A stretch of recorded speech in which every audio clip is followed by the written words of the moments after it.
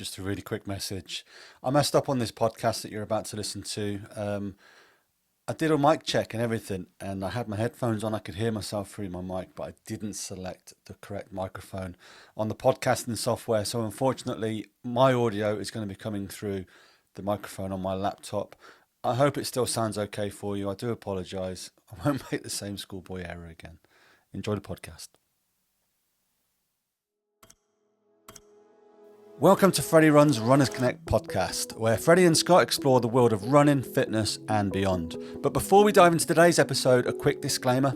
Whilst we love to share experiences and insights, we are not coaches nor nutritionists, so remember, nothing discussed here is intended as professional advice. Always consult with qualified experts for personalised guidance. Enjoy the podcast.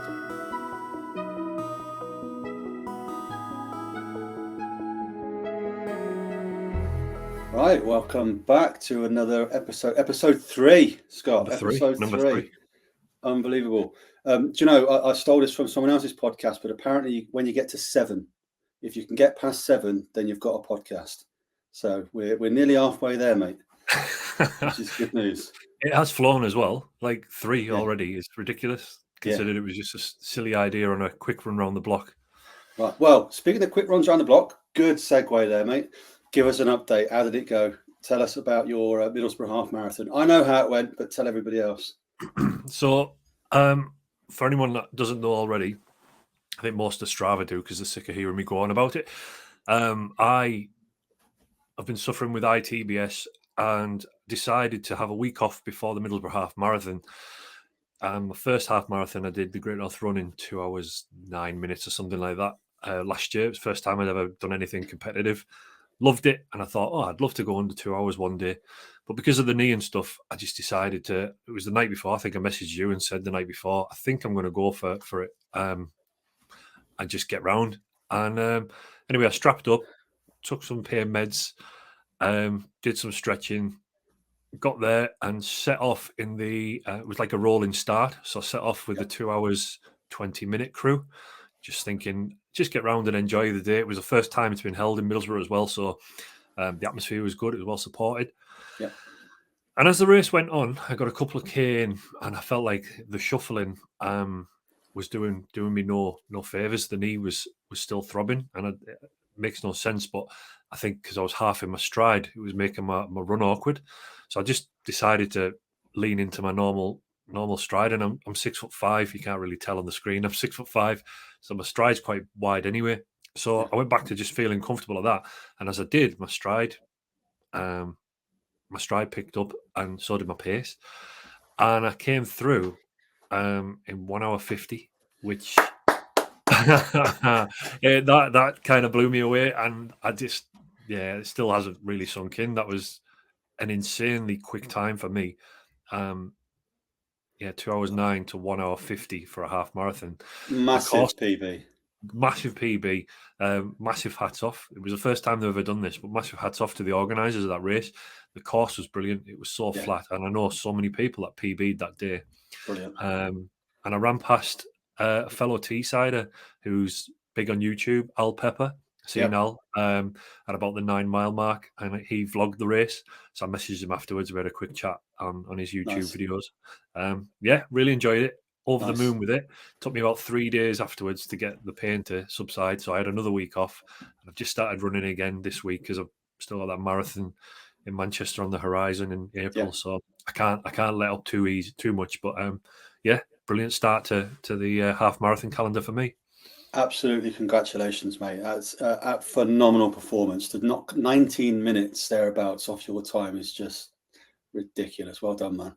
Thank you. Yeah, so cheers. Good, so good. And it's interesting you mentioned Al Pepper. I'm obviously familiar who he is. We should maybe reach out to Al and have a chat. I quite like his style. He's totally different YouTube channel to mine, of course. He is all about his racing and his positivity, and he just looks like he's always having a really good time, doesn't he? I've never seen him have a bad day, even if he's tanking down and he's had a poor performance. He's still smiling and fist bumping everybody he passes. Yeah, no, we should maybe reach out to him and get him on. But speaking of getting people on, I guess now is where we could. We have got a guest, our first guest. Mm-hmm. So this will be interesting. We've like I say, we've not done this yet, so this might go really well, or it might not. Not that he might not be well, but we might not be very good at this bit. So we'll find out. So yeah, we've had a few people reach out to us over the last few weeks, really. Some people saying that they'd really like to come on and have a chat, and one of those is a guy called Jamie. And I won't say too much about Jamie, but it sounds like he's been through a bit of a journey that probably doesn't start too far away from where my journey started. He's just a lot further into that, and he's dropped. I nearly swore then. I'm trying my best not to swear. A whole ton. A whole ton of weight, and I don't think he'll mind me saying he was once a fellow fat lad, and now he's not quite that anymore. So I'm going to try and be clever and get him up on the screen, and there he is. Hello, Jamie. Welcome to the podcast. Hi, Jamie. Hi, thanks very much for having me. I'm a little bit nervous, so hopefully this goes all right. Don't be nervous, mate. I know. We know what you do for a living, so this isn't the first time you've been on camera just talking to somebody. So we said this before, Scott, didn't we? That just treat this like you would a work call almost, just with mates instead of colleagues, I guess. You know? Yeah, no, that's great. Yeah, thanks so much for having me. But yeah, I was definitely a big lad for sure. Well, go back, because we've actually got a list of questions that we were going to ask, and we don't want this to be just Q&A, but we'll try and make a conversation out of it. But really, we want to kind of start off with go all the way back, sort of not to you, but the date of birth or anything like that. But just tell us a bit about your upbringing. You know, were you always overweight? Were you active as a kid? Yeah, definitely. So when I was really young, I was like a skinny little twig until about 6 years old. And then I discovered this great thing called school dinners. And yeah, and the lunch place would always let you have seconds. And I loved it. So especially lamb roast on I think it was a Wednesday that got me. That and double apple crumble pudding. So with that, it was a brilliant school for lunch. But I was also really big into rugby. Right. And I played, if anyone knows about rugby, I played tight head position, which you generally are quite a big lad to be tight head. But I'll be honest, I always had a bit of a problem with food. I think a lot of us can probably relate to that. And to this day, I pretty much still do. I've managed it a lot more though. But yeah, so I played rugby at school, which then they sort of encourage you to be that big lad. Yep. All the way up till about 17, maybe 18. And then I was a bit late, but then I discovered the ladies. Yeah. And I came to the conclusion that none of them really talked to me or give me the time of day unless I tried to drop a bit of weight. So I'm not one to do something by halves, but so when you were at your peak heavy, where were you in terms of weight? Oh, I'm pretty sure it was quite a while ago now. I was about 125 kilos. So I was a really, really big lad. I'm just going to do that. So 125 kg. Let's see what that really in real money in stone. So that's 19 and a half stone. Yeah, I might have even been heavier than that, to be honest. So 275 pounds. Wow. Yeah, I was a really, really big, really, really big lad. I can't remember what size clothes I wore, but it was a good, maybe a 46-inch waist, 44. Wow. So it's a big guy. But I generally just wasn't happy being that size. So yeah, I decided to try and do something about it. So you mentioned there you discovered the girls. Was that the trigger? That was definitely the trigger. Yeah. I was very. I'm quite an introverted guy, to be honest. So I found it especially hard to talk to any of the girls, and I didn't think my weight would help with that situation. So I thought I'd do something about it. But I'm quite stubborn is probably the word. Okay. And if I put my mind to something, I'm going to accomplish it. Yeah. But yeah, so started with that, and certainly running was probably something I tried a little bit later, maybe after a few months, because running at that size is quite hard. Yeah. I know exactly where you're coming from, Jamie. I started at 18.5 stone, and I couldn't run in the streets through embarrassment as well as not being able to. So I hid in the shed for nearly 2 months on a treadmill that wasn't built for somebody my size either. So how that still functions now is nobody's guess. But what did you do if it wasn't the running that started the journey for you? Then where did you start fitness wise?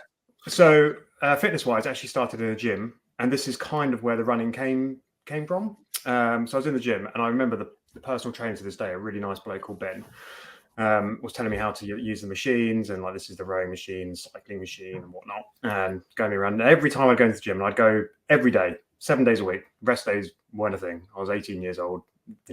Doesn't matter. You know better than everyone. Yeah. So I went in there, and I remember thinking, it'd be cool to have a goal. And I just remember on the wall there was a poster about triathlon, and that's kind of where it started. And then I tried running. That was the fuse. Yeah. So yeah, and I do distinctly remember my very first time trying to run outside, and I was running in a pair of jeans and Vans shoes. You know about running in jeans, Freddie, don't you? Jeans I can relate to. Yeah, I've done that a few times recently. Yeah, it's not very comfortable, is it? It's pretty horrendous, I'll be honest. Yeah. I mean, by the way, hats off to you with your run every day.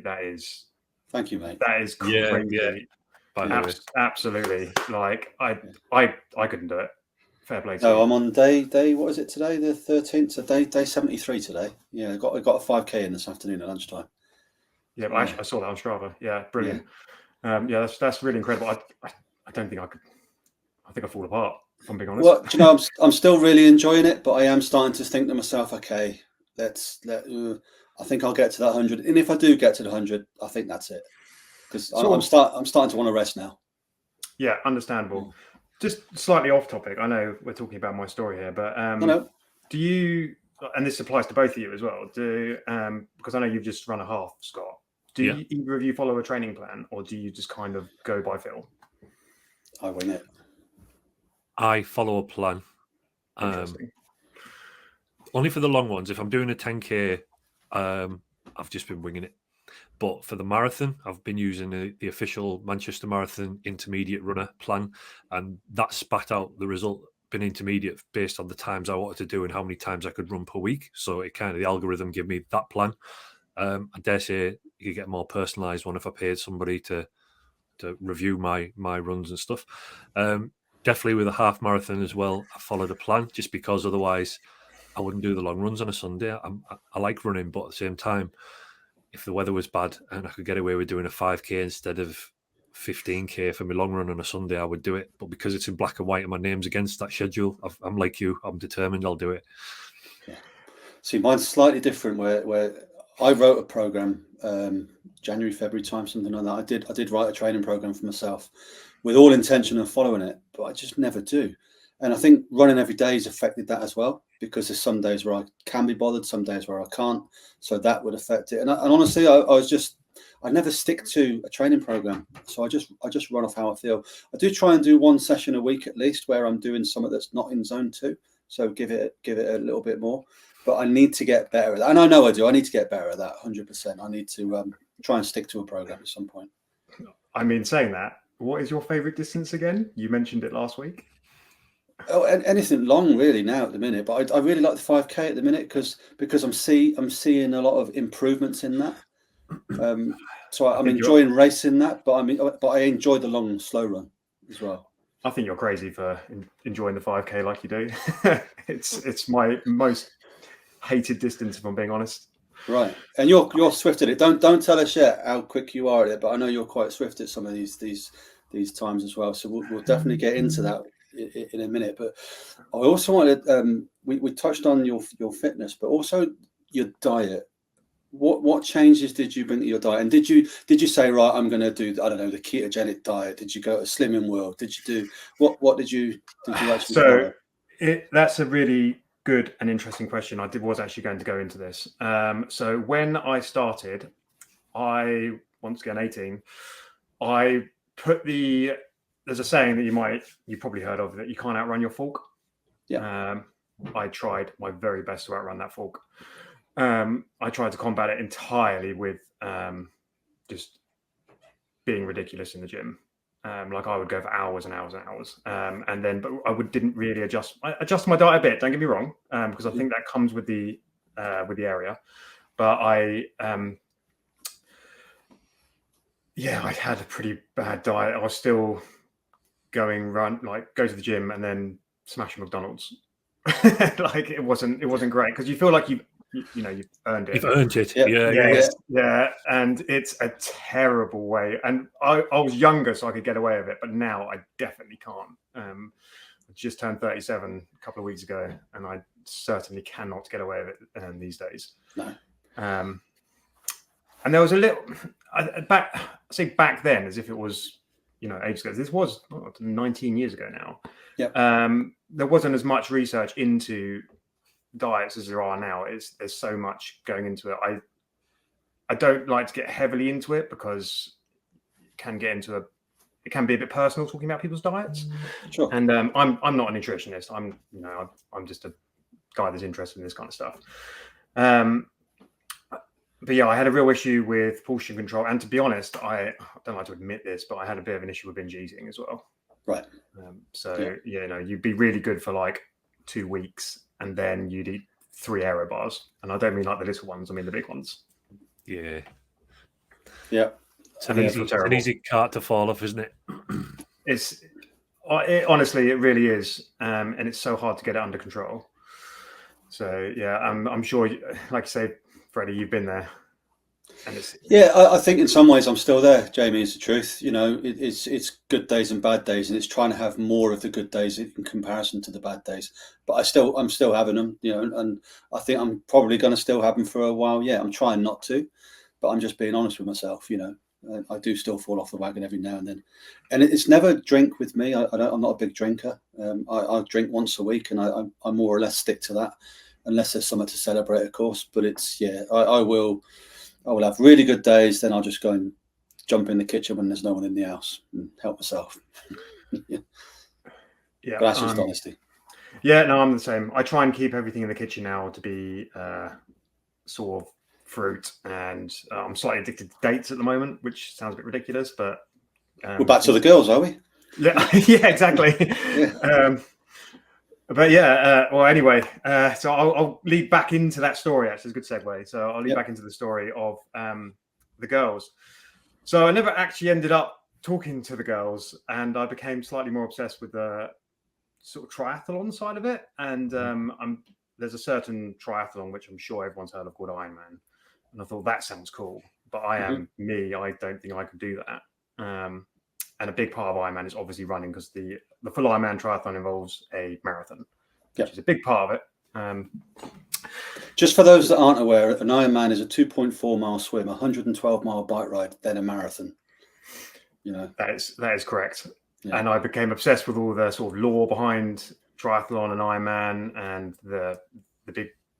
all the big celebrities in it, and all that kind of stuff. And I thought, I'm going to train for one of these. I can do it. And I remember this was, I remember this. When I first started training for this, there was a chap. I used to go to this internet cafe to play computer games. There was a chap there who said, "You don't look like a triathlete." Right. And that, honestly, that nearly broke my heart. Yeah. I can't. When someone says they don't look like a runner, who are you to say that you don't? You're comparing everyone to the top elite athletes. Yeah. If you turn up you've been to races, both of you have been to races. Freddie, you've been to ultra marathons.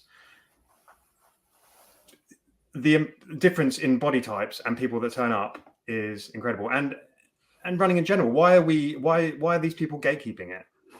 Agreed. That there's I agree with everything you just said, but there is still something that I still do now, and I can't help but do it.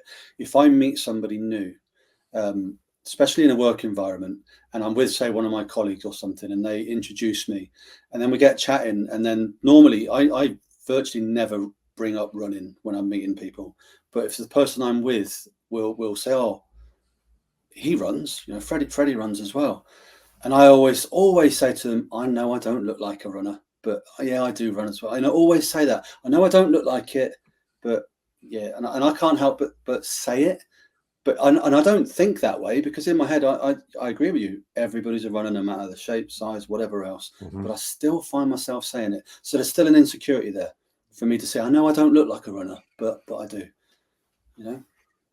I think we all suffer from insecurities, to be honest. I do as well. I constantly compare myself to everyone else. I've tried doing it less, but comparison is the thief of joy and all that. So we need to do that a bit less. Yeah. But yeah, so this chap said, be a triathlete, or you don't look like a triathlete. So I use that to fuel the fire and really, really go for it. So I bought a really cheap second-hand Halfords road bike. And I do mean this thing was a death trap, because I was like, I think 18 or 19. And you have no money at that age, do you? No. So yeah, I bought this absolute death trap bike and started to get seriously into running, and unfortunately swimming. But running was great, because you could just do it. If that makes sense, you can just put on a pair of trainers and you can just go running. We said this last episode, didn't we? It doesn't matter where you are. You can carry a pair of, or you can even wear your trainers to get there. You can always go for a run. Yeah, it's just, and it's so time efficient as well. I was all about time efficiency, and you can just go out the door, head out for 20 minutes, half an hour, whatever you want. And it's cheap. And I'm a big believer in not spending loads of money nowadays. But yeah, so I started running and cycling a lot, and didn't enter a triathlon for 2 years. I just never thought I was good. Never thought I was good enough to enter a triathlon. Was that because of that one comment, or? It was comparing myself, to be honest. I never thought I'd be fast enough to do it, which is obviously complete rubbish. Yeah. Anyone can do a triathlon or a running race. You tend to hyperfixate on things such as the elites. I mean, I did. And I'm comparing myself to the fastest people on the planet. Of course, I'm going to be nowhere near them. No. And I thought everyone in the race was going to be like that. And I'd never done a running race either at this point. I've never done any kind of racing. And I didn't actually enter my first triathlon until I moved to Australia, where I lived there for 4 years. Right. And then I did enter one. Yeah. And how did that go? It went really well, actually. I entered a half Ironman in a place called Yeppoon. And it was great. I actually had a part-time job in a bike shop. And I actually had a look yesterday. The bike shop still exists. And this was, which is really good for a bike shop. And the owner was a very high-level age group triathlete and runner. Mm-hmm. Really, really fit, fast guy. We're talking sub-3 hour marathon runner kind of chap. He looked like he was as well. Yeah. So we entered that, and that went fine. I can't for the life of me remember the time. It wasn't anything to write home about, but I finished it, and it was great. You beat the cutoff. That's what matters. I beat the cutoff. I think it was 5.5 hours, 6 hours, something along those lines. I don't know the exact time. And did quite a few triathlons over there. Did like a few of the Olympic distance and whatnot. But I always kept to the running. I discovered the love of trail running, actually, which is my absolute big love affair now, especially these days. Just got fitter and fitter. And then that was the time just before I moved back to the UK. I sort of dropped running for, I don't know, maybe 8 years, something along those lines. Oh, right. Wow. Yeah. I just found it wasn't anything to do with running. I decided to take cycling very seriously, which was good. And it allowed me to do a lot of things. I'm not going to go too much into that here. But I've been dropping weight at this point as well, focusing quite heavily on the diet side of things. And I realized that I was quite good at suffering. Right. Being able to just suffer more than other people could. Mm-hmm. When you just can dig deep, it's gonna sound like I'm a bit of a masochist now, but like I quite enjoy that level of. It's hard to explain, but as you enjoy the 5K distance, and Scott, as you just run a half marathon, that it's that nice level of pain. Mm-hmm. Type 2 fun, they call it, don't they? Yeah, type 2 fun. Exactly that. Yeah. And I my friends take the mickey out of me at the minute and say I go David Goggins mode, and it's where you become numb to everything that's going around you, but you're so focused on the pain and getting through it, it doesn't hurt, if that makes sense. Yeah. The thing that I always remember is when I'm suffering, everyone else is suffering maybe a bit more. If I'm suffering, everyone else is suffering. Yeah. So I use that to fuel the old fire as well. Love it.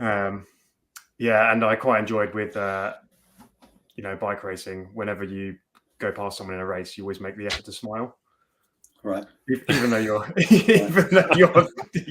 you're dying, you just smile, and it's what's David Goggins say? Taking souls? Is that? Yeah. So you got to try and take their soul. But yeah, so I had quite an experience with cycling. I actually dropped triathlon as well, and I got right into downhill mountain biking, which is the sort of crazy one. But I miss the problem with downhill is that you never get to go up. Right. And I quite enjoyed the going up part. Yeah. So I decided to take up cross country racing, and got back into triathlon as well. So just before I took up cross country racing, I got really heavily back into triathlon, and took up the Ironman distance, and I've done 3 of those.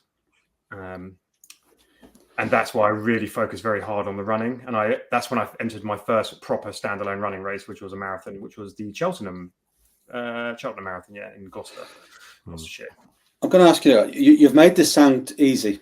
It's such a treat. It wasn't. It really wasn't. We've gone from £275 to dropping all this weight, doing triathlons, doing your bike riding and all that sort of stuff. There must be some setbacks in there. So there was many injuries and crashes. So I had a really big bike crash where I was hit by a car. Wow! At 50 miles an hour on a roundabout. Completely. Oh, God. Yeah, it was really. I went straight over the car, luckily, and I was just grazed, but it completely annihilated my bike. Sure. Wow. Yeah, that was a really bad. That was in Australia. I broke my foot. Mountain biking again. I broke my foot running from a stress fracture, which if anyone's had a stress fracture, they're pretty horrible. Mm-hmm. I had ITB band problems, a lot of those, which also meant I couldn't ride the bike either. So I couldn't do either of those, and I had to swim for I think 3 months, which was not fun. I'm not a fan of swimming. I've been swimming recently just to try and ride. If I can't do both of those things, I've been swimming recently just to try and keep the cardio going, and I'm so bored of swimming. Oh, I've lost sound. Oh, have you? Oh, there we go. We're back. You're back. So the ITB band problems were pretty horrible. I've had so many injuries. I've broken ribs, punctured lung, all from mainly riding. But I don't even want to list the amount of running injuries I had at this point as well. Sure. It was a lot of calf problems too. Now, is that the calf problem? I'm interested in that specifically because I had a few calf problems last year, and I genuinely put that down to, well, one, not really knowing what I'm doing, but running heavy. I land in the middle of my foot, so mid-foot strike. But if I try to go fast, I do tend to go to the front of my foot on my toes, and that's where I was getting my calf problems. So even when I go quicker now, I try to adjust that and still land mid-foot. And hopefully when I get lighter, I'll be able to do it. But was that a result of what you were seeing as well, or? I'll be honest, I get that problem now. Exactly what you're saying. So my slow runs, I land, neutral, like you're saying. But when I'm doing the faster stuff, and you put on the old carbon race shoes, you do tend to lift up. Yeah. I see when my cadence goes up, getting a bit nerdy into the stats, but when my cadence goes to about 180, 185, I really start to lift up. And that is when it starts to really put pressure on my Achilles and my calf. And I really suffer with one particular leg. And it's really annoying, but I still get those issues even though I'm lighter. So yeah, I think a lot of it is due to my lack of stretching. Right. I think we're all bad at that, aren't we? Yeah. Yeah. I've just started spending a bit of time on it only because it's a reactive thing. Because I'm now injured, I'm doing it. But if I'd have done it prior to injury, maybe as precaution, we wouldn't be in this boat, you know. Yeah. There's conflicting evidence though as well with some of them. Mhm. They're like, oh, shouldn't stretch before a run, shouldn't stretch after a run. It's kind of one of those, should you do this? It seems to be damned if you do, damned if you don't. Do you know what? I made a comment on the last episode and wrongfully made a comment, but I did correct myself afterwards. But I spoke about running coaches and how I almost think there are no running coaches now because everyone has conflicting opinions. And of course, you go and see a running coach, they can help you. I'm not saying there are literally no running coaches, but I find out about all sorts now. There's so much evidence for and against something. As a novice, you don't know who to believe, what to believe. So, and that alone can get you in trouble as well because you start making that rash decisions, you know. And each running coach may not be good for you as well. Right. Like I've had a coach, a proper coach, and I had him for years for triathlon and for running and for cycling. So I've got a funny story with how I met him as well, which I call. All right, yeah. So during my second Ironman, which was Challenge Henley-on-Thames, which no longer exists, sadly, which involved a lovely 2.4 mile swim down the Thames. Don't recommend. No, and I'm a typical runner / cyclist. I swim like a brick. Right. Yeah, so really bad. Can't stand it. Hate it with a passion. So I did really well at this race. I actually got second in age group. My Ironman time was 10:49 for anyone that's interested. And I did a 3:20 marathon on that. But it was very flat. The marathon was pan flat, and I do mean, mate, that could be downhill. It's still fast. I'd struggle to do that on a bike. Yeah. It was, and the bike ride was hard as well. The bike ride there's a big hill in Henley called Fairmile Hill, I think it's called. And it's just like a drag for like 2 miles going up. Right. And you did it like 5 times for the full distance, something ridiculous. So after 112 miles, you feel pretty broken. My bike time was particularly nice for that. But anyway, so finished it, got second age group. So I didn't realize you get to the end and you get like a little slip out of a machine, like little print off. You get them in a lot of running races as well. Yeah. Second, I wasn't expecting second. I was like, oh, fantastic. So you have to turn up the next day. So I turned up the next day. And now, Scott, you definitely know about this if you just run a half. But you know the John Wayne walk that you get? Oh, yes. The next day. And I'm sure you got it after Endure 24, where you just, where you can't even bend down. So I turned up to this awards event and I noticed there was a stage and there was 2 sets of stairs. I was like, is this some kind of cruel joke? So I've come in and I could barely walk. And they announced my name and I'm essentially crawling up these stairs to get onto this podium. And I was super happy with this podium. And then first place was a bloke called Callum. He won't mind me saying his name. Didn't know him at the time. Ended up, he lived on my road. And really? Yeah. I was like, never met you before. What is the chance of this? Yeah. We ended up becoming good mates. And he ended up being he was a certified coach. And he's like, bike fit specialist. But he's an exceptional elite level triathlete. His run was incredible. Like the speed the guy... when we were saying we don't look like runners and triathletes, this guy looked like an elite. The wind would blow and he'd go away, kind of chap. So yeah, I met my coach during a race while I couldn't walk. So lovely bloke. And then he coached me for mountain biking for a few years and then running for a bit. Superb. That's a good segue, actually, Jamie. So talking about the coach and things, what's your training regime like today? Like where you're at with what you're doing? So I don't like bike race anymore, really, apart from on Zwift, which we kind of know of. So I only got running races. I mainly focus on ultra distance at the moment. And I don't really... I've actually don't follow a plan as much anymore. I think a lot of runners. A good example is, how many people do you know that say they're going to run a marathon and then never run a step again in their life? I think we all know at least, a lot of people, right? Yeah. And that's where you're focusing on the goal instead of the actual journey. And I was very much that person as well. Whereas now I'm very much, the race is just a bonus. It just kind of exists. I enjoy the process of getting there more than I do the actual race. I genuinely enjoy my training, and I enjoy it more now that it's slightly less structured. Yeah. I don't follow a plan. I have the standard, there has to be a long run. I don't, at the moment, I'll be honest, I'm not even doing tempo or really any fast runs. I'm saying that I might do a park run on Saturday. I haven't done a park run in a while. And I dread the 5K. Park runs are great, though. And I've got a 10K in 3 weeks as well. So, which I'm also dreading.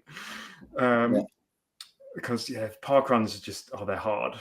They're so hard. They're great fun though. I mean, I really love park run. I recommend anyone do that, just because you can have the guys winning it at sort of 16, 17 minutes, then the guys at the back in 45 minutes, and everyone's as happy as everyone else.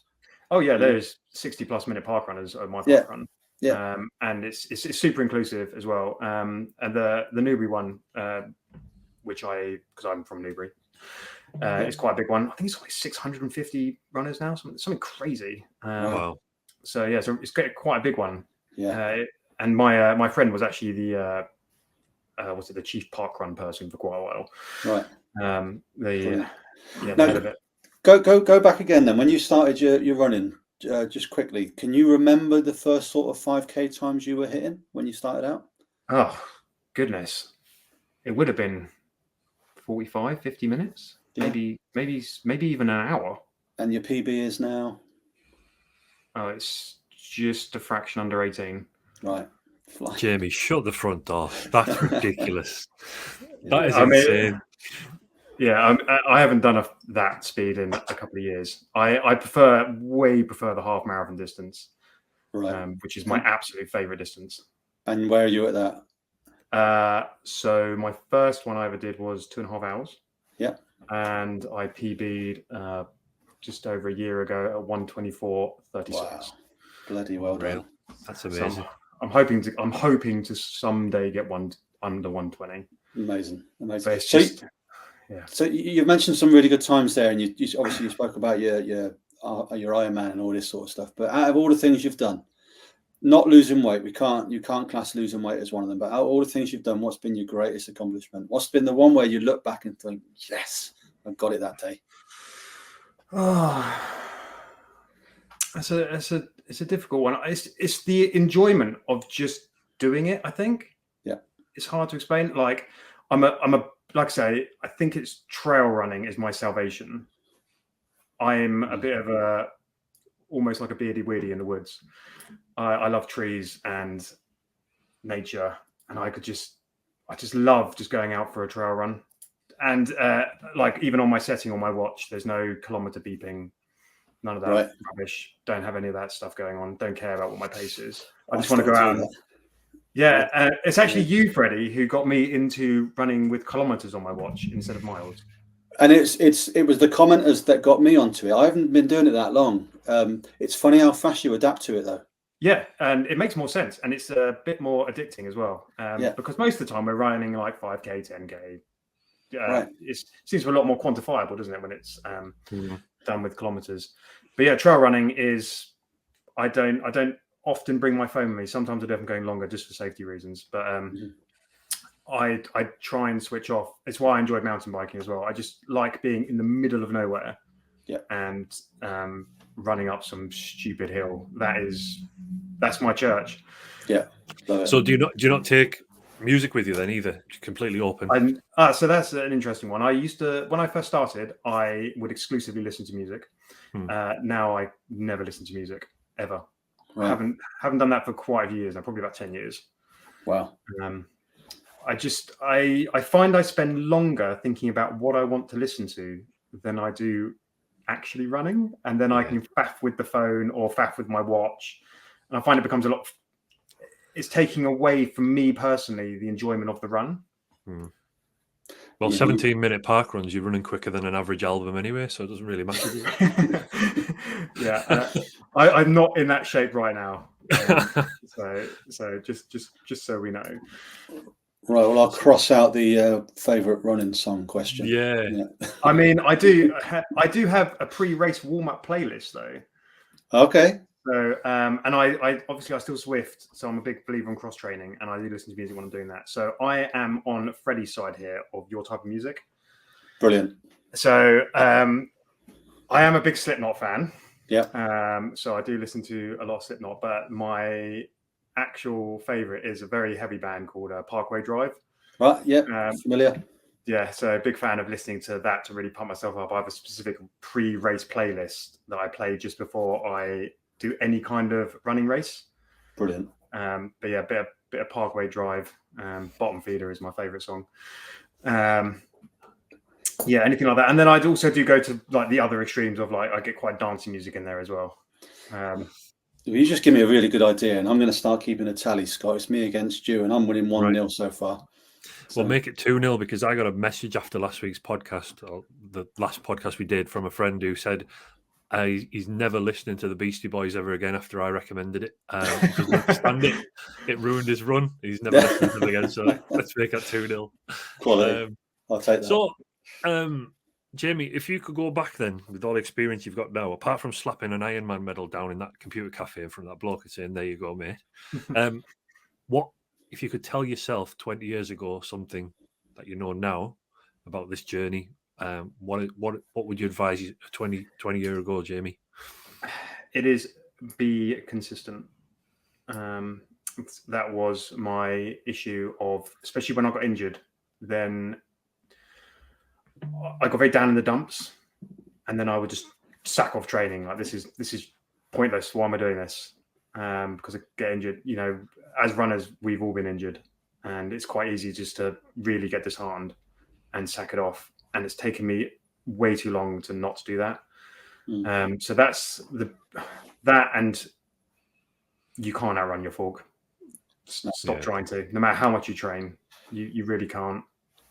No. You know, it's even now. I just make sure I only have fruit and veg in the house rather than anything else. I'm gonna binge on bananas instead of aero bars. So how do you cope with that? Because I wouldn't say I'm a binge eater, but I'm a nightmare. I can be really strict and get through the week, no problem, because I'm pretty scheduled with how my work is and stuff. But the weekend comes and I take my foot off the gas. It's so easy just to the kids will go out shopping and bring chocolate into the house and stuff. Have you got a method for just ignoring the fact that there's a cupboard full of chocolate, or do you just not even bring it through the door?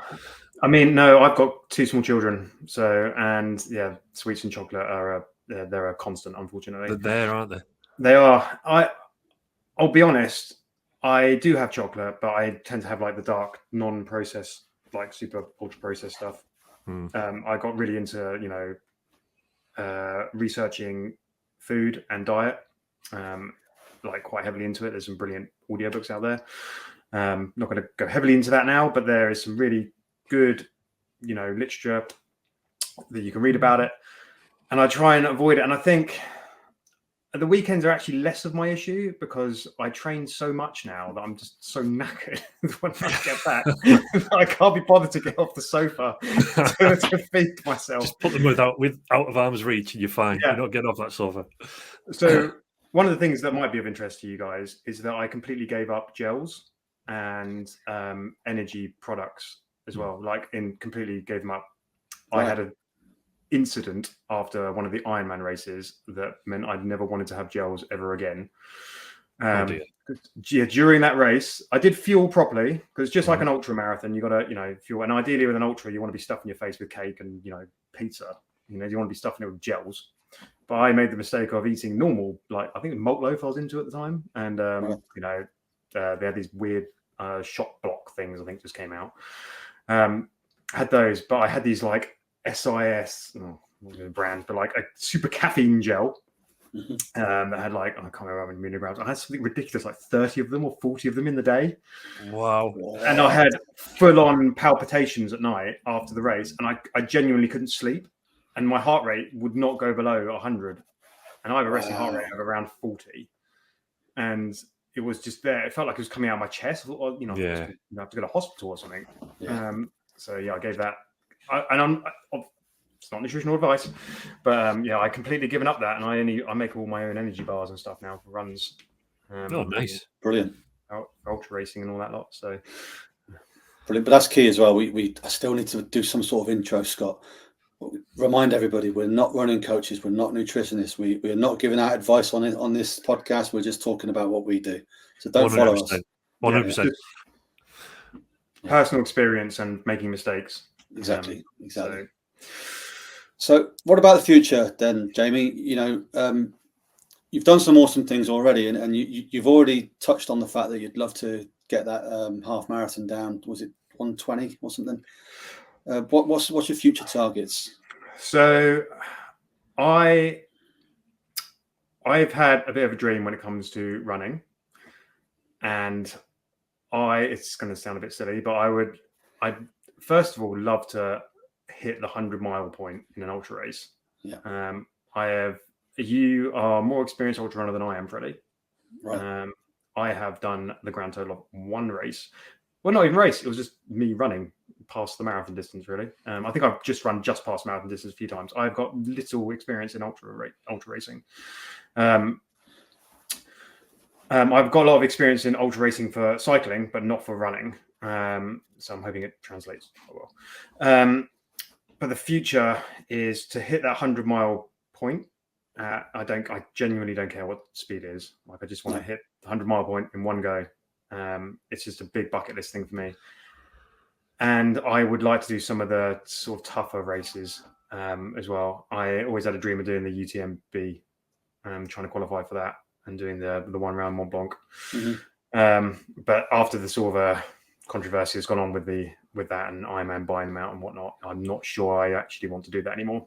I remember watching that blow up, and a few races got bought out because of it all, didn't they? And all sorts else. And it did feel like, I mean, I don't know the facts behind it, but it did feel like at the time that a lot of races were starting to inflate their prices, and people like Ironman are really well known for that.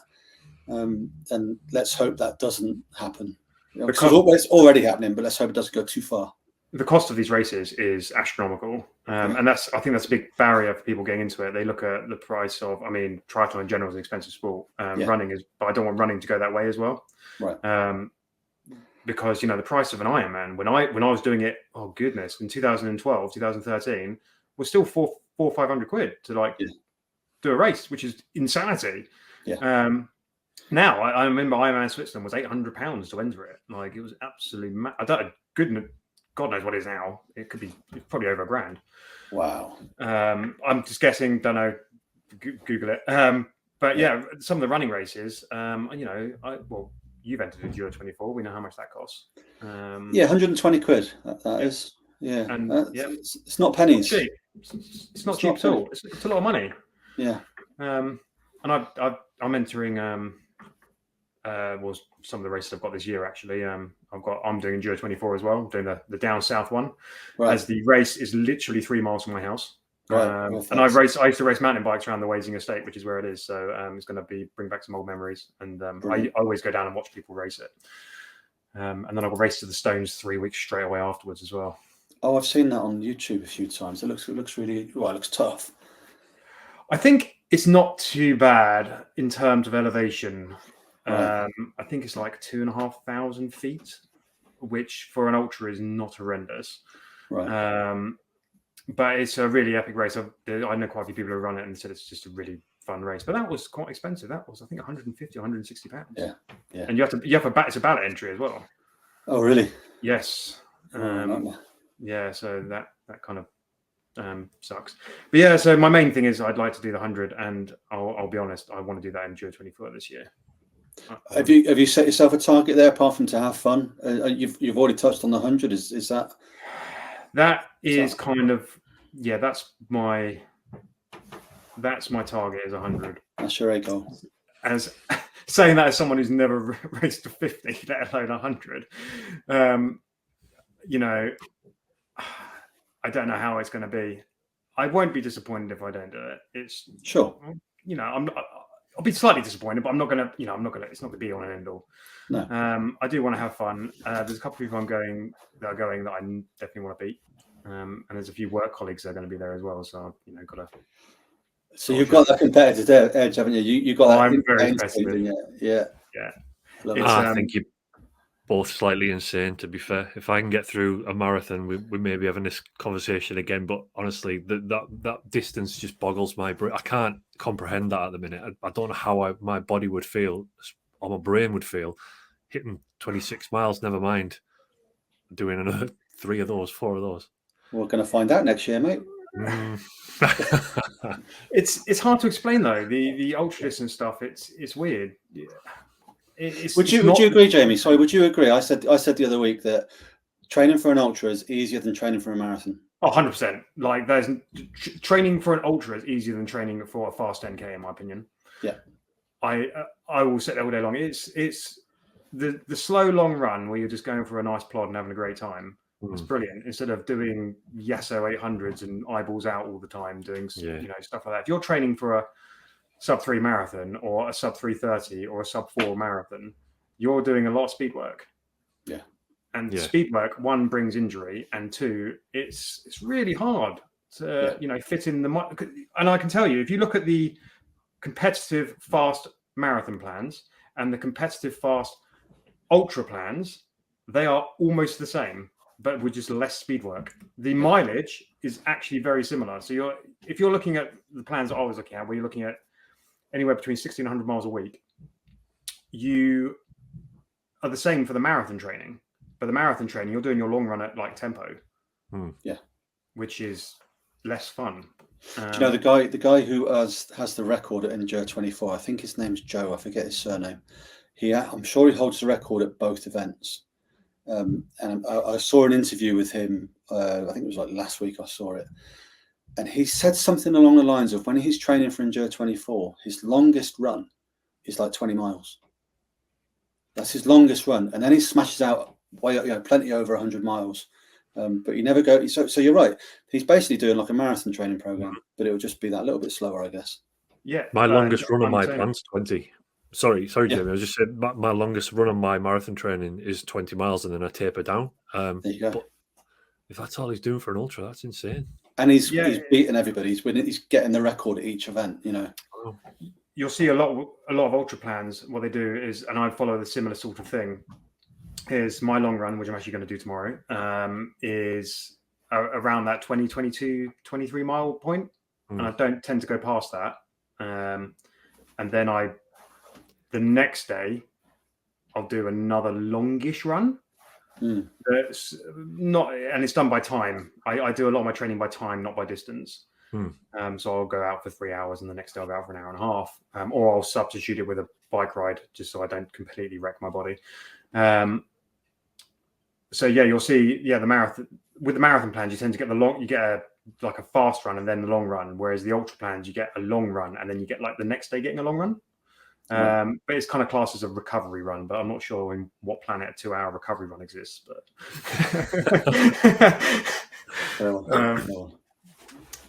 so going on to because it's a running podcast, we do talk about trainers. There are YouTubers out there that have channels dedicated to just talking about trainers. What's your daily trainer? What do you use? Do you buy into the science of the carbon, or is it a placebo? So my daily mile mantra is some Hoka Bondi 8s, which are just nothing fancy. They're just comfy. There's like kind of wearing pillows on my feet. Yeah, I've got a pair. Yeah. Really, really good. Really rate them actually. I think I'm for 70 quid. I actually got a pair of cheap Adidas, I think they're Adi Stars from Wiggle. With their sad state of affairs going on there, but I picked them up for 30 quid the other day. So nice. Perfect. Yeah, I know. Then they're going great. My race shoes, I mean, they're behind me in that little cabinet thing, are the Nike Vaporflies. Right. Yeah. So I did a kind of buy into the carb. Never actually raced in them because I ordered them for the Basingstoke 10K, which I did a few months ago, and they came the next day. Just kind of annoying. Yep, really helpful. And everyone that I was running with, it was like an advertisement for Nike. Oh. You know, everyone had a pair of these, and I was running in my I have some Solomon Sense or something, just some basic. They're nothing fancy, just standard running shoes. And I was running those. I kind of felt like the old man out. But yeah, that and trail running shoes.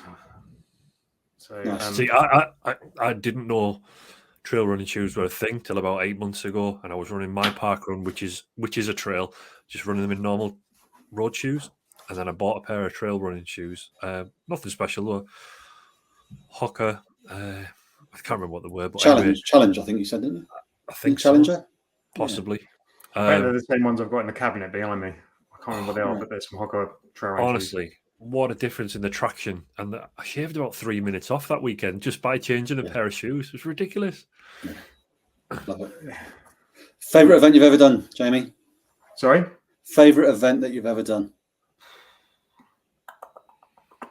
That's a hard one. Running specific? No, you choose. No. Okay. It would have been a 24-hour mountain bike race was my favorite event. Right. And it's only because I won it. 24-hour mountain bike. How does that work? Because I'm going to imagine that there's hills and there's woods and there's... It's basically Enduro 24 on a mountain bike. That's dangerous, isn't it? This particular race, like I say, it's running podcast. Didn't want to go too much into it, but this particular race was a bit crazy. Middle of summer, I think it was like July, and it was done in Plymouth. And there was a dirty, great big climb up there. Of course, there is massive, horrible, chewing your stem kind of climb. And it just didn't stop raining, and I mean like proper biblical.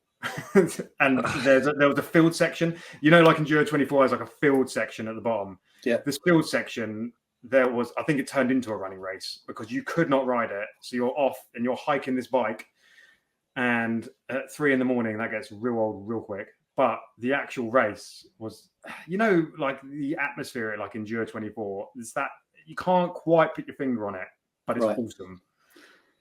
And, I agree. Enduro 24 is by far the best event I've done so far. Not because it was the furthest I'd ever run or anything like that. Just because everyone there was just so cool and in it together, and everyone had their own targets, but almost like them targets went out the window anyway. Nobody cared. Everyone just wanted to look. Let's get around this together. If you're doing 3 laps, if you're doing 5 laps, if you're doing 15 laps, let's just get around it together. And it was amazing. And on that note, I also find talking about like the running community and people being like very welcoming.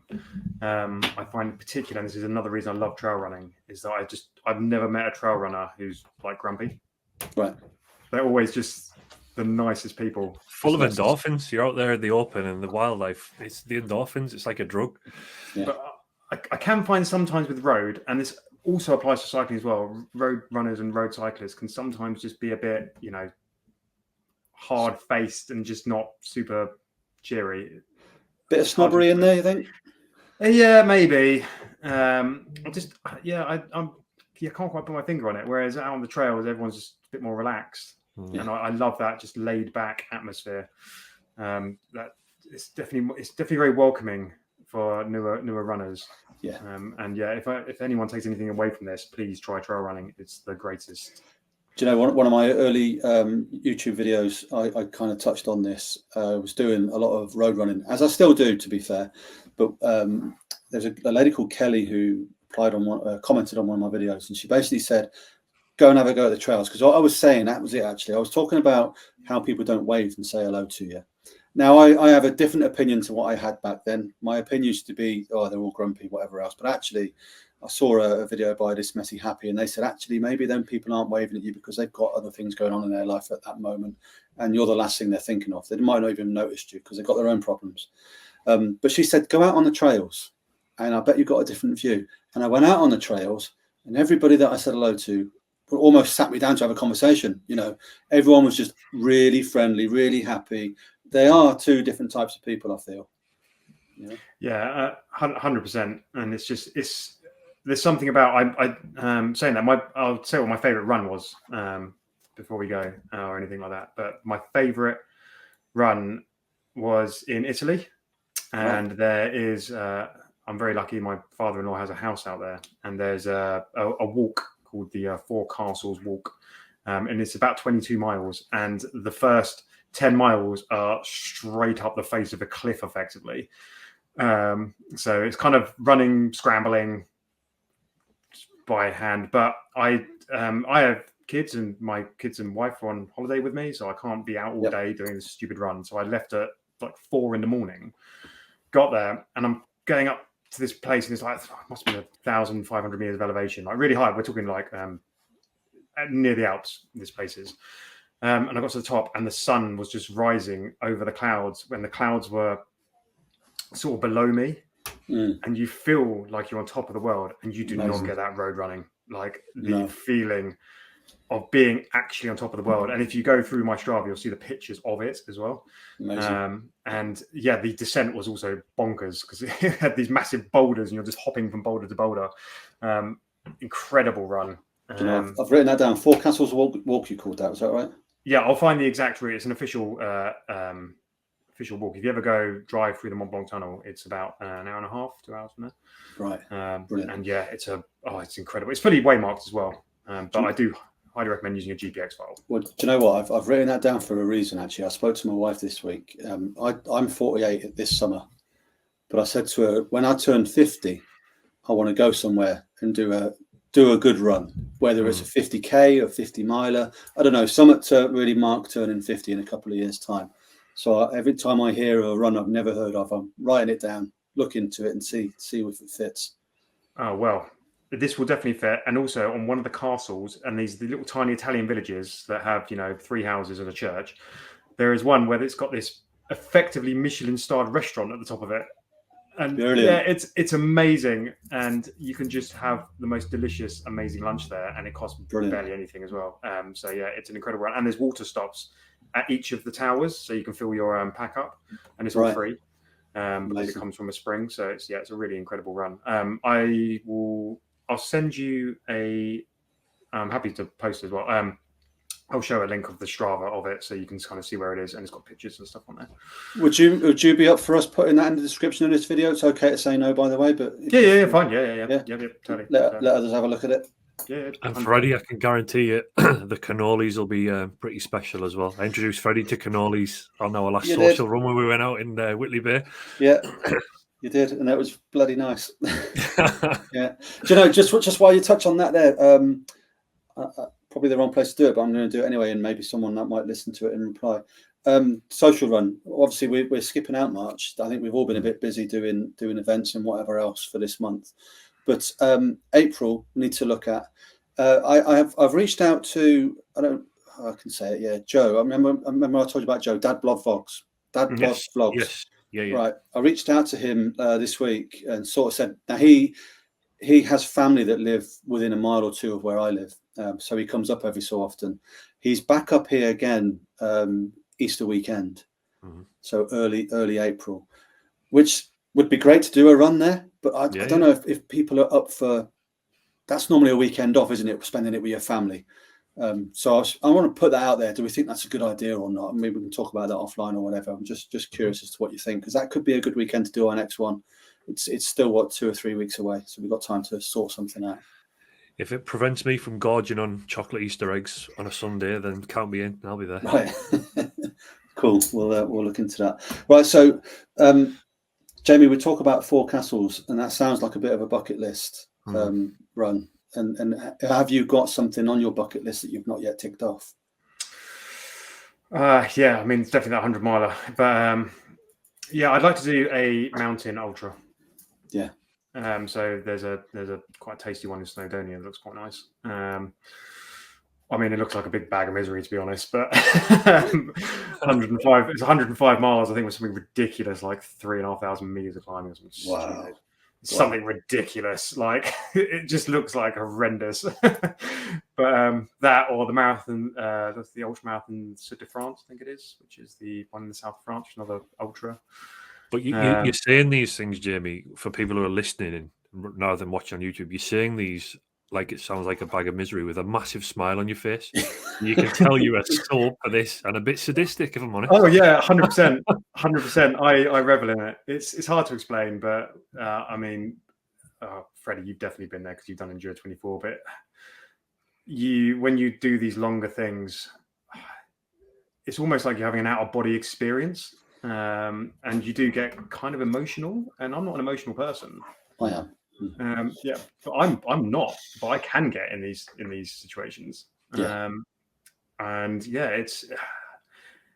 it's super hard to explain, like, why it's fun. It's fun misery. We do this because it's fun, right? When no one's forcing us to do it. We're not. 100%. We're not in the military. You know, and the crying thing. I obviously, when I did Endure 24, I did have a cry, and I did put it on camera. But there were bits in there where I was proper crying, and I couldn't get the camera out because I was proper crying. You know, and I didn't want to get the camera out, and I'm glad I didn't, in a way, because I was proper toddler crying at one point. You know, like, what am I doing here? But at the same time, afterwards, I really enjoyed that bit, and I know it sounds really silly, but I think that's where I'm learning the most about myself, when I'm in the deepest bit. You know? I think when I'll give you an example. When you think back to things that you have done with your life, I reckon you can remember quite a lot about Endure 24, but your day-to-day life around it, you may not necessarily, everything's kind of a bit of a blur. Right. But those times that are difficult in a race, you tend to remember them. I do. I can distinctly remember, that 24-hour mountain bike race. I can remember my first marathon around Cheltenham. And these years, but I couldn't tell you anything that happened in that entire year, pretty much. But I remember what happened in those races, and they stick in your mind, and it's hard to explain. And I've never regretted doing a race either. Right. So that'll become like an identifier later in life when you look back and you say, "Oh, where were you in 2013?" And you'll think 2013, "Oh, that's when I did such and such a marathon." But you use the runs as the reference for that time period, I guess. Yeah, 100%. Yeah. And I have a question for both of you. Medal or t-shirt? Oh. So I'm definitely medal, because I've got a lot of t-shirts, and I declined the one for the Middlesbrough Half Marathon just because I've got that many anyway, and I don't need any more. But the medals, like, I've just got that thing there. My children and my wife bought me that at Christmas to display them. It's a very small collection right now, but I'm hoping it'll get bigger. I'm going to say I want it to be t-shirt, but they never fit me. No way. I can get the largest size they do, and it won't fit me because they're not using British sizing. They're using whatever other sizing, and that size doesn't correlate to what we actually. If I went into Next and bought an extra large, it's going to fit. If I go to a race and order a double XL, it looks like I'm wearing a small. Yeah, I get that. But I know where this is going. I know where this is going as well. Scott's daughters kindly put something together and sent it up for me this week, and this is part of the reason I'm going to say t-shirt as well, because we've got a. Oh, awesome! Just for the viewers and listeners, this is not scripted, by the way. It totally isn't either. Genuinely isn't. It was just I almost couldn't reach it, but they've put for those that aren't watching and only listening, I've got a nice new technical t-shirt, white one, that says Freddie Runs on the top with the Runners Connect logo on there. So I'm actually going to give this its first spin out on Sunday when I do the Northumberland Ultrafast 5K. So that'll be my race top. I've told them as well. They're over the moon with the fact that their work's going to be on film at some point. Brilliant! It'll be there this Sunday. Yeah. Same question to you, Jamie. Anyway, t-shirt or medal? T-shirt all day long. I never have enough kit. My wife dislikes me greatly for the amount of lycra that I put through the washing machine, because I train twice a day. I train morning and afternoon. So I usually run in the morning and I bike in the afternoon, pretty much every day. And I tend to wear a t-shirt as well when I'm riding. So there's many t-shirts as I can grab. Yeah, that makes sense. It's great. And I want that yellow t-shirt from Endure 24. Yeah, I do as well, but I know it's going to take me a few years before I'm anywhere close to getting that. So if you don't know, if you do 100 miles at Endure 24, you get a special issued yellow t-shirt showing that you're a member of that club. So they don't give out many of them. That's No, for I sure. looked through the like the backlog of pictures. Yeah, there's not that many people there. No. I don't know how many people enter, but it's a very busy race. It's a Well, it is a busy race, but you've got to remember a lot of those are in teams, so Yeah. they might only do. I say only. They might only do a marathon each. only a marathon. Yeah, no, but that's why I say that sounds ridiculous. I know, but yeah, there are a lot of people there, but not as many as solo, I think. Yeah, and the solos. It was the same with Manama race. We used to get special like light and a big like square race number that said solo, and usually have like freak written on it or something like that. Because it's the same in that most people are racing as a team, pairs, quads, team of 8, whatever. It's exactly the same format. Yep, you just happen to have a bike instead of running. It's just as hard, by the way. Right. This next question, we've stolen this from the Diary of a CEO, Stephen. What I don't know. Stephen Bartlett. Stephen Bartlett. We've stolen this from him. That but he doesn't do it on air.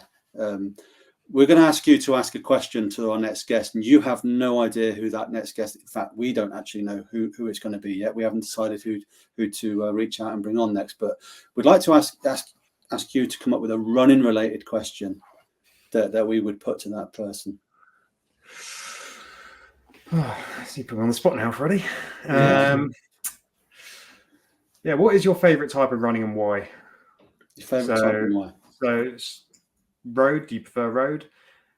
And on an offshoot of that, which is part of the same question, do you have a favourite piece of path or trail to run on? And that could be 100 meters, 200 meters, because I certainly do.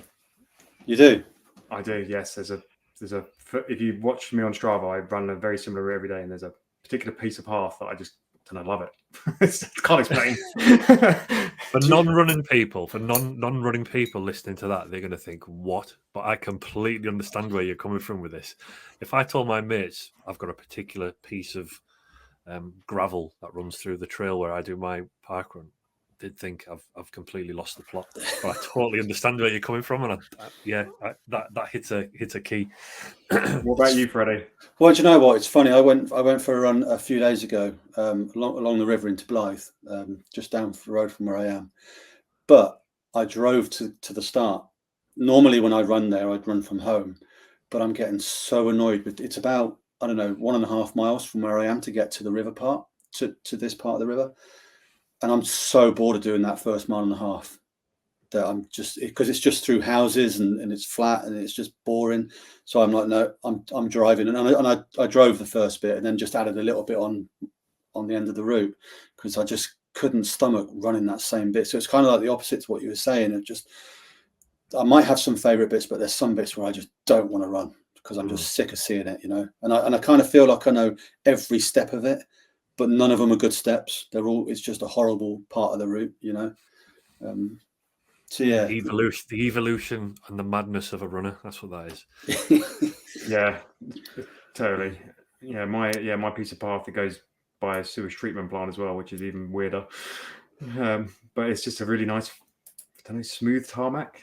It's hard to explain, but it's just gets me going. I don't hold the. Unfortunately, I'm missing the com by like. A little, only a fraction, and unfortunately, it's my friend who has it, who's faster than me.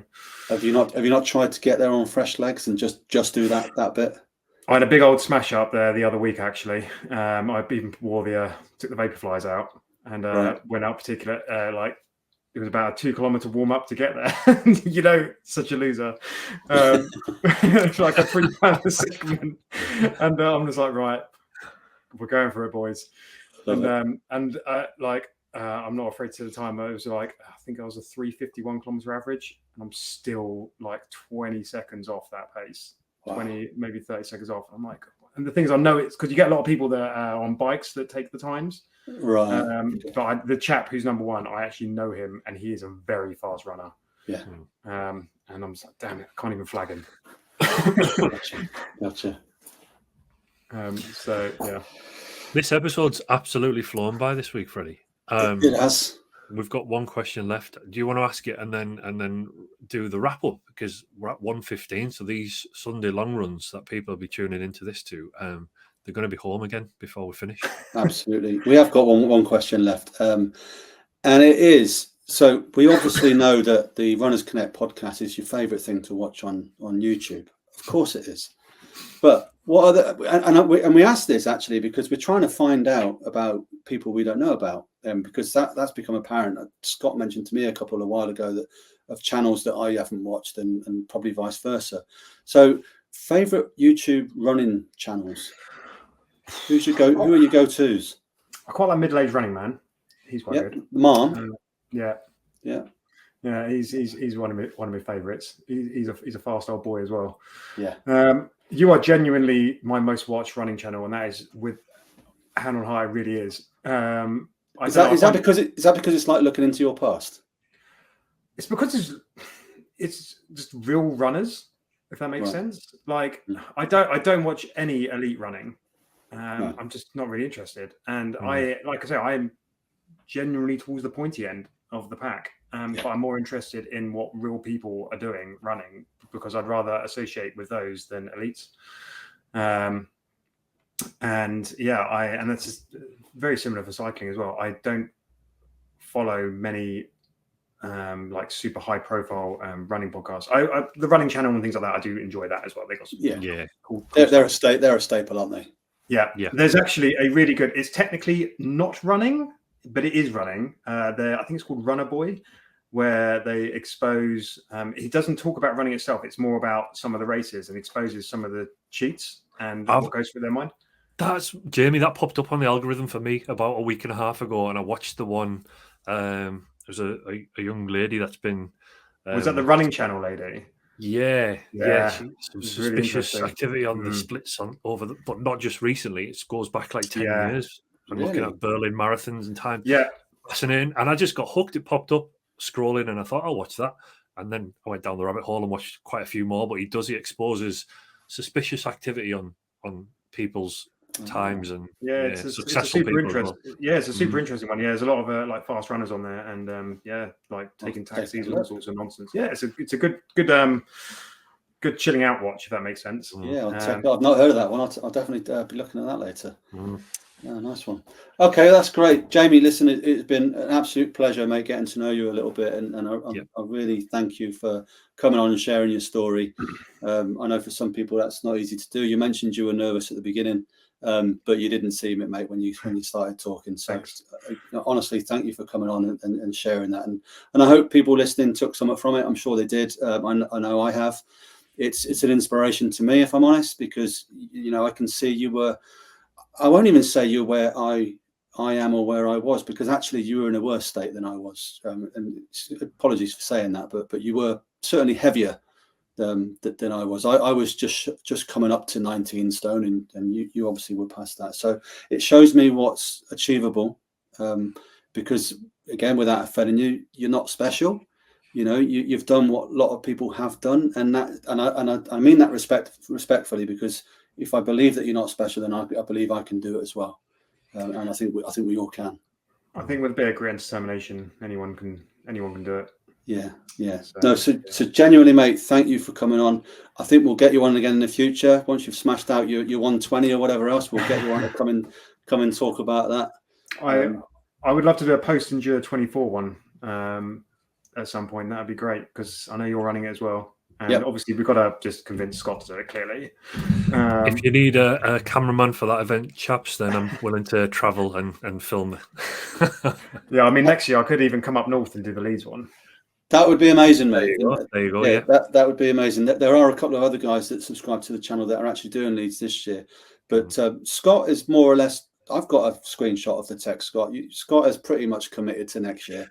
So that would be great. It here now. That's committal. Yeah. So there we go. I'm in. I think entries open like June the 10th, I think, mate. So something like that. Yeah. Just letting you know. For future reference, get the old credit card out. Yeah. And for anyone else, let's see if we can get a little group of us next year to do that. And we don't all have to run around it together, but we can be there to support each other and get through it. I'll get my girls to knock up some Freddie Connects t-shirts for whoever runs with it. We'll put a squad together. There we go. Perfect. Absolutely perfect. No, so thank you again, mate. I really appreciate it. And obviously we'll keep in touch as we already do on Strava and what have you. Scott, thank you again, mate. Audio. No problem. Oh, there you go. It's back. Oh, you dropped off, did you? Yeah. I don't know what's going on with the audio, but it's all good. It's back. No worries at all. But no, that would see it. That's it for this episode again. So it's been another bit longer one this time. They've just gone up for 1 hour 20 minutes. So that's awesome. Thank you for listening. Again, it's slight change from last time when I did speak about last time how we are obviously on YouTube, and I mentioned that we're on Spotify, and I said that it was audio only. That's now changed. I've updated that. We now get the video on Spotify as well. So you choose where you want to watch it. So again, thank you everybody for tuning in, and we'll see you again in a couple of weeks. Thank you very much.